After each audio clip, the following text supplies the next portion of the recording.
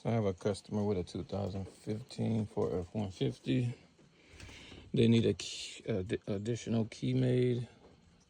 This is the original key. They originally first thought that key stopped working, so I came out and put a battery in it, and it's back working. The key I'm going to give them is this one. I'll be back with a part 2 once they get it programmed.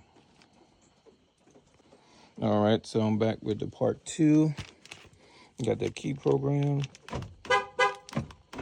and their key still works.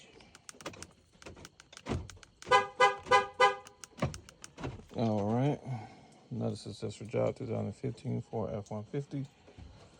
About to go ahead and cut their little emergency key, and I am all done from here.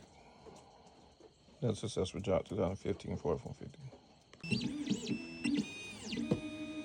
Why you have to take a picture? That's for my social media page. Huh? Social media. Oh.